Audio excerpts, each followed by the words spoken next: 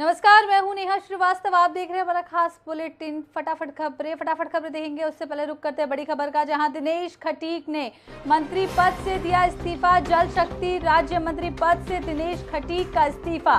खटीक ने अमित शाह को इस्तीफे की चिट्ठी भी भेजी है। खटीक ने अफसरों पर भेदभाव का आरोप लगाया है। विभाग में काम का बंटवारा नहीं होने से नाराज है खटीक। आपको बता दें, इस वक्त की बड़ी खबर आ रही है, जहां दिनेश खटीक ने मंत्री पद से इस्तीफा दे दिया है। जल शक्ति राज्य मंत्री पद से दिनेश खटीक ने इस्तीफा दे दिया है। खटीक ने अमित शाह को इस्तीफे की चिट्ठी भी भेजी है।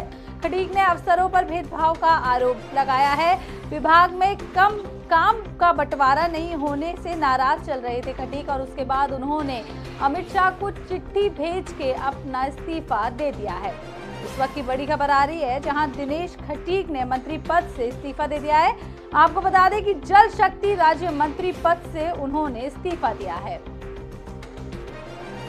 लखनऊ से इस वक्त की बड़ी खबर आ रही है, जहां जल शक्ति राज्य मंत्री पद से दिनेश खटीक ने अपना इस्तीफा दे दिया है। अमित शाह को चिट्ठी भेजकर उन्होंने इस्तीफा दिया है। अफसरों पर भेदभाव का आरोप भी उन्होंने लगाया। इसके बाद उन्होंने ये भी कहा है कि काम का बंटवारा नहीं होने से वो नाराज थे, इसीलिए उन्होंने इस्तीफा दिया है। इस वक्त की बड़ी खबर लखनऊ से आ रही है, जहां दिनेश खटीक ने मंत्री पद से इस्तीफा दे दिया है।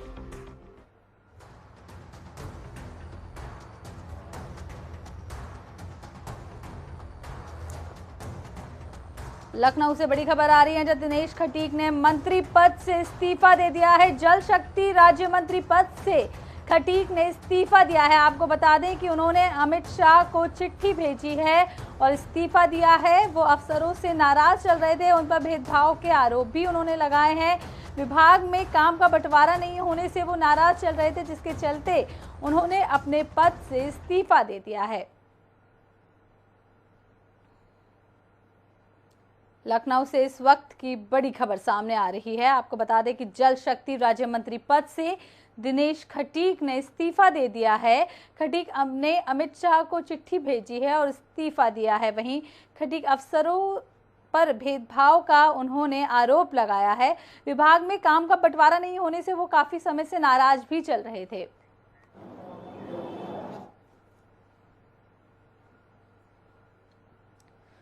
हमारे साथ जुड़ रहे हैं अनूप कुमार सिंह। उनसे जानने की कोशिश करते हैं कि उत्तर प्रदेश सरकार के लगातार दूसरे कार्यकाल में भी मंत्रियों और विधायकों की अधिकारियों से नाराजगी दूर नहीं हो पा रही है, जिसका परिणाम आज दिनेश खटीक के इस्तीफे के रूप में सामने आ रहा है। कैसे देखते हैं इसे?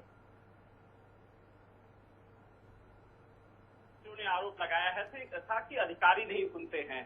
तो एक बार जो राज्य मंत्री जल शक्ति विभाग के जो दिनेश खटीक का भी आरोप है, और अपना जो इस्तीफे की अभी तक हम लोग सूत्रों के हवाले से खबर चला रहे थे कि दिनेश खटीक इस्तीफा दे सकते हैं, लेकिन दिनेश खटीक वो राज्यपाल को इस्तीफा न भेजकर जो अमित शाह को इस्तीफा भेजा है और अपने तमाम चीजों का आरोप लगाया है। पहला आरोप उनका है कि नमामि गंगे जो योजना है प्रधानमंत्री की, उसमें घोटाला हुआ है। उनने तमाम जो ग्राउंड पर वो गए हैं, लगातार उन्होंने देखा है, उसके रोकर अधिकारियों से जब बातचीत उनकी करना चाहा है कि इस मामले में कितना घोटाला हुआ है, जब जवाब मांगा तो अधिकारी गोलमोल जवाब दे रहे हैं। उनका कहना है उनके विभाग में उनकी नहीं सुनी जाती है, अधिकारी उनका फोन काट देते हैं। निश्चित रूप से जिस तरीके से वो आहत हुए हैं। साथ ही साथ दूसरा आरोप लगाया है कि जो ट्रांसफर जो पॉलिसी भी आई थी, ट्रांसफर नीति बनी थी, उसको लेकर मेरे नाम से पैसे लिए गए हैं, उसके मामले में अधिकारियों से जानकारी मांगी है। तो तमाम आरोप लगे हैं। लगाकर एक इस्तीफा भेजा है अमित शाह को लेटर लिख करके कि इससे आहत होकर वो इस्तीफा दे रहा हूँ। भाजपा में हमेशा दलितों का सम्मान हुआ है और दलित का जो नेतृत्व करता हूँ, हमारे समाज का अपमान हो रहा है, इस वजह से उनको इस पद पे नहीं रहना चाहिए। तमाम आरोप लगाए हैं। हालांकि इसमें सच्चाई कितनी है और जो एक न्याय प्रक्रिया, एक संवैधानिक रूप से जो इस्तीफा राज्यपाल को देना चाहिए, वो इस्तीफा अमित शाह को भेजा है। ऐसे में क्या मजबूरी रही हूँ, क्या वहाँ बात बनने बिगड़ने की बात है, या फिर अभी जो दिनेश खटीक समझा लिए जाएंगे, तमाम जो चीजें हैं। हालांकि विपक्ष इस पर हमलावर है। उनका कहना है कि दलितों का भारतीय जनता पार्टी में सम्मान नहीं होता है, और शायद यही वजह है कि दिनेश खटीक जैसे दलित समाज के आने वाले मंत्री, उनका जिस तरीके से अपमान हो रहा है, उनकी बातें अधिकारी नहीं सुन रहे हैं। तो ये सब जो चीजें सामने आई हैं, अब देखने वाली बात ये होगी कि अमित शाह के पास ये मामला पहुंचा है, क्या मैनेज हो पाएगा या मामला तूर पकड़ेगा, क्या विरोध में और भी कोई मंत्री आएंगे। हालांकि सुबह जिस तरीके से सूत्रों के हवाले से खबर चल रही थी कि जितिन प्रसाद भी दिल्ली पहुंचे हैं अपने मामले को लेकर के, क्योंकि उत्तर प्रदेश में जिस तरीके से पीडब्ल्यू विभाग में किरकिरी हुई थी उस पर जरूर सफाई देने मुख्यमंत्री प्रधानमंत्री से भी मुलाकात कर सकते हैं अमित शाह से। तो अब ये मामले दो हो गए हैं, एक दिनेश खटीक का है जो गंभीर आरोप हैं, अधिकारियों पर आरोप हैं, उनका नमामि गंगे जो एक प्रधानमंत्री का ड्रीम प्रोजेक्ट है उसमें घोटाले की बात कही है। तो ऐसे में अब कहीं ना कहीं जवाबदेही तय निश्चित होनी चाहिए कि अधिकारी और जवाब नहीं दे रहे हैं या फिर उनके विभाग में सुना नहीं जा रहा है या राज्य मंत्री का कोई काम नहीं बटा है। तो इसमें कहीं ना कहीं लापरवाही है। अगर ऐसा है राज्य मंत्री को काम, हालांकि मुख्यमंत्री ने अभी कल बैठक जब मंत्रिपरिषद की थी तो उसमें दिनेश खटीक नहीं पहुंचे थे, लेकिन सभी मंत्रियों से बातचीत उनकी हुई थी और अगले पिछले 100 दिन का जो काम हुआ था उस पर बातचीत हुई थी। अगले 6 महीने तक क्या कुछ रूपरेखा बनेगी उस पर, उसको लेकर तमाम योजनाओं को लेकर बात हुई थी। केंद्र सरकार से लगा के जो उत्तर प्रदेश सरकार की योजनाएं हैं धरातल पर उतर रही हैं या नहीं उतर रही हैं, सब विस्तृत जानकारी उस पर मुख्यमंत्री से सीधे संवाद हुआ था।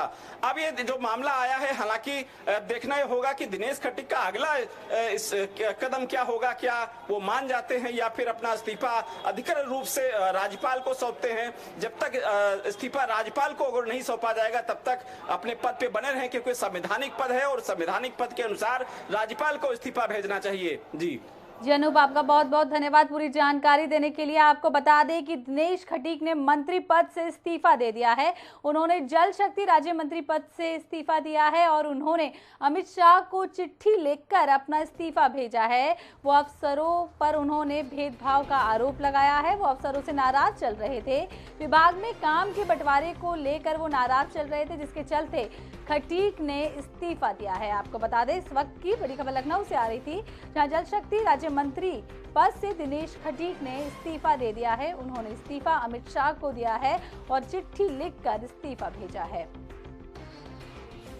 आपको बता दें कि खटीक अफसरों से नाराज चल रहे थे। उन्होंने अफसरों पर भेदभाव का आरोप भी लगाया है। विभाग में काम की बंटवारे को लेकर वो काफी समय से नाराज चल रहे थे, जिसके चलते दिनेश खटीक ने अमित शाह को इस्तीफा भेजा है और चिट्ठी के माध्यम से उन्होंने इस्तीफा भेजा है।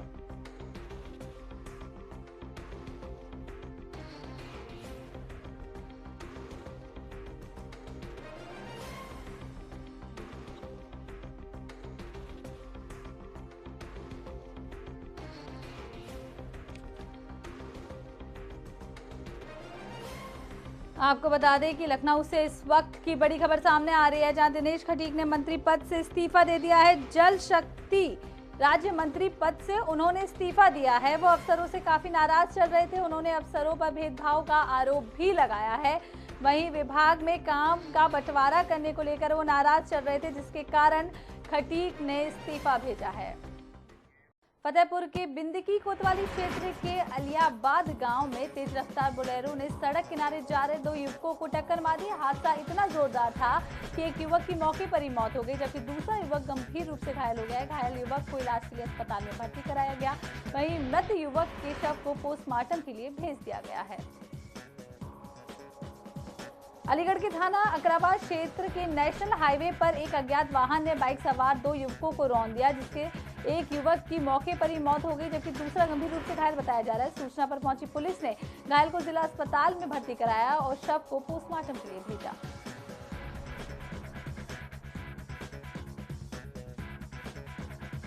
पहाड़ी इलाकों में लगातार हो रही बारिश की वजह से यूपी के कई जिलों पर बाढ़ का खतरा मंडरा रहा है। फतेहपुर में यमुना नदी का जलस्तर लगातार बढ़ रहा है। कटरी इलाके में गांवों के लोगों की मुश्किलें भी बढ़ती हुई नजर आ रही हैं। बीते 24 घंटे में करीब 1.5 मीटर से अधिक की बारिश हुई है।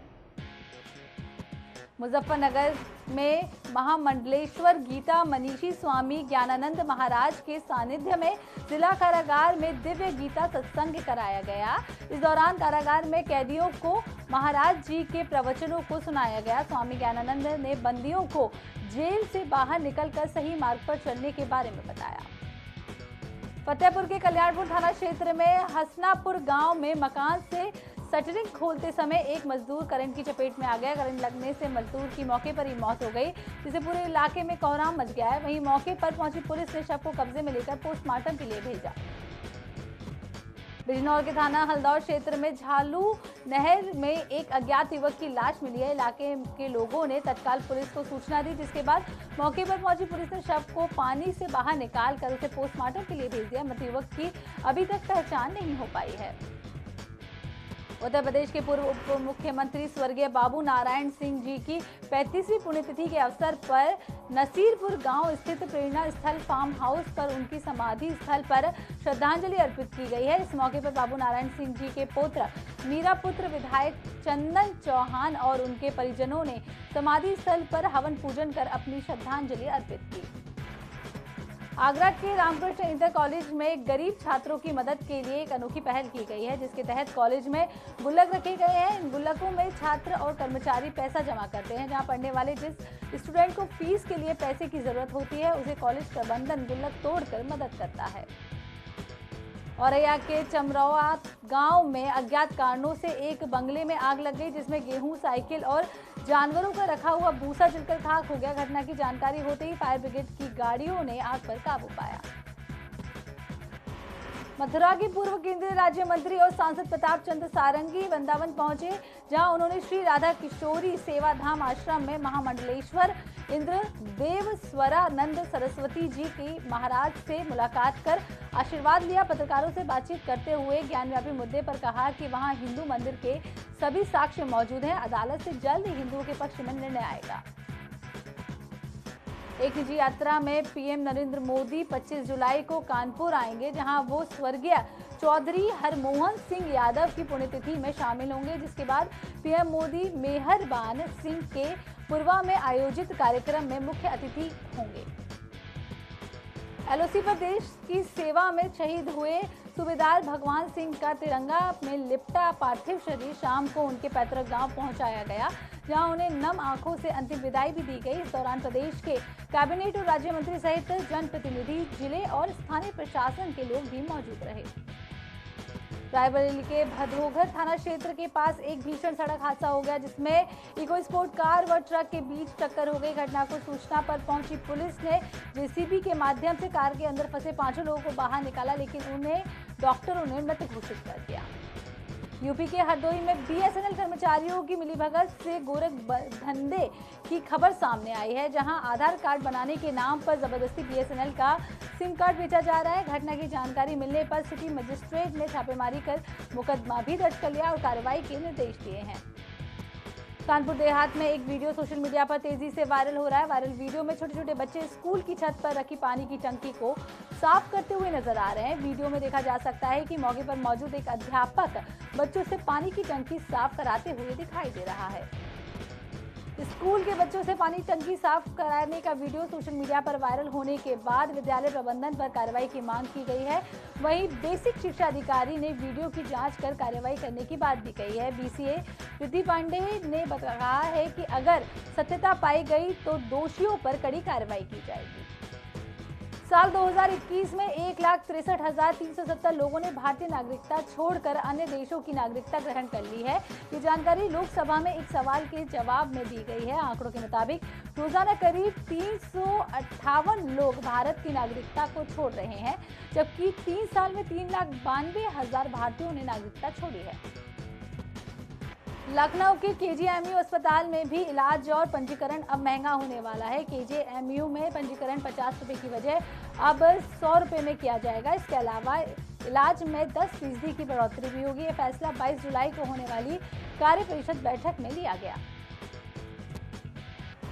आगरा के थाना सिकंदरा इलाके में एक पति ने अपनी पत्नी की बेरहमी से पिटाई की है। वीडियो में देखा जा सकता है कि किस तरीके से बेरहम पति अपनी पत्नी को डंडे से घसीटते हुए मार रहा है। युवक ने अपनी पत्नी को बिजली के खंभे से बांधकर भी पीटा है। इस पूरी घटना का वीडियो सोशल मीडिया पर वायरल हो गया है। गरीबों की राशन खरीदी हो रही है। राशन डीलरों की ओर से बाजार के दुकानदारों को गरीबों का राशन पहुंचाया जा रहा है। प्रशासनिक अधिकारियों को मामले में सूचित कराने के बाद अभी तक कोई कार्रवाई नहीं की गई है। वहीं राशन की काला बाजारी करने का वीडियो सोशल मीडिया पर तेजी से वायरल हो रहा है। शाहजहांपुर के जिला कारागार में स्वयंसेवी संगठन के सहयोग से गरीब महिला और पुरुष बंदियों को वस्त्र भेंट किए गए हैं। इस कार्यक्रम में मुख्य अतिथि के रूप में पुलिस अधीक्षक नगर संजय कुमार रहे।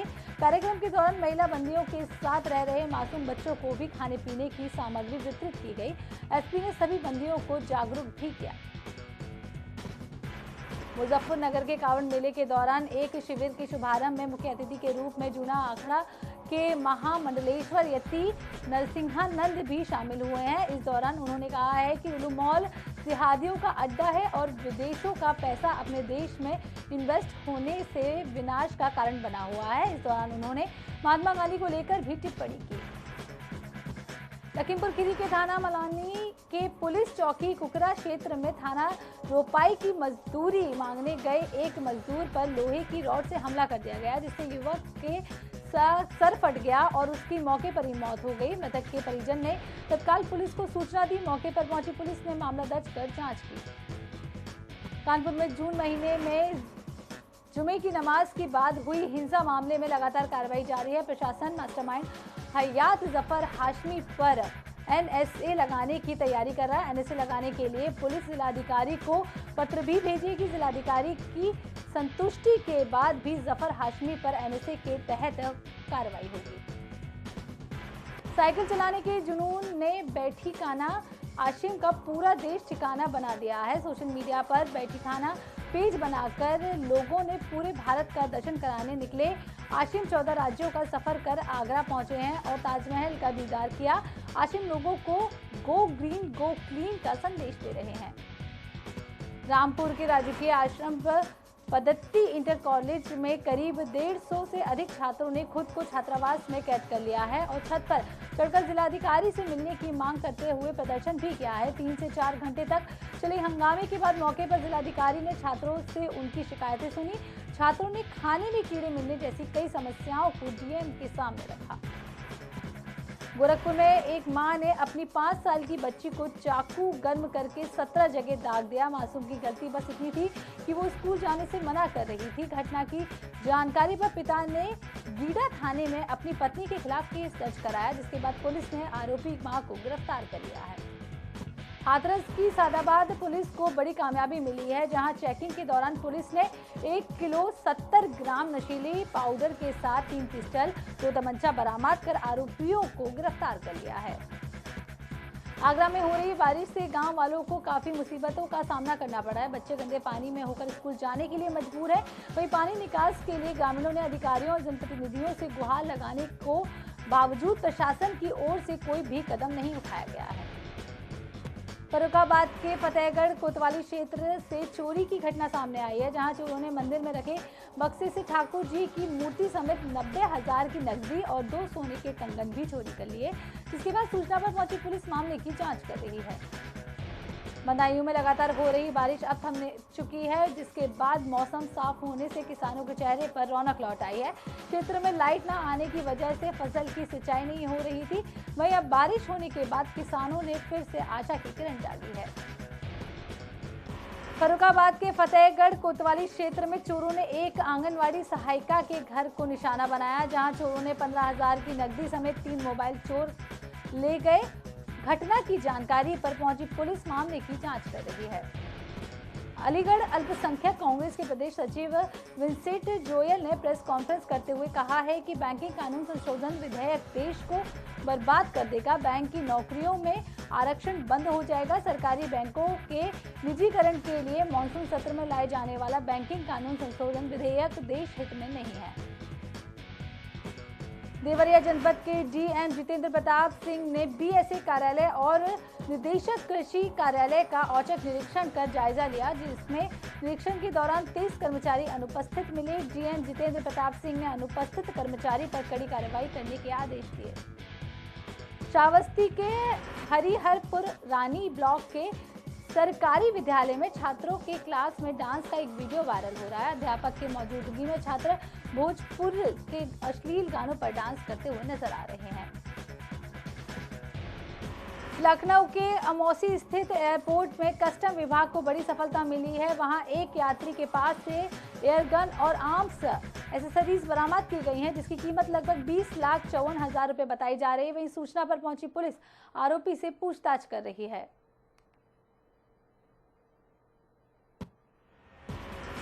एटा के थाना कोतवाली देहात क्षेत्र में ईंटों से भरी ट्रैक्टर ट्रॉली की टक्कर से जूनियर हाई स्कूल की दीवार गिर गई, जिसमें दीवार गिरने से 4 छात्र घायल हो गए। 2 की हालत गंभीर बताई जा रही है। वही घटना की सूचना पर पुलिस पहुंची और मामले की जांच कर रही है।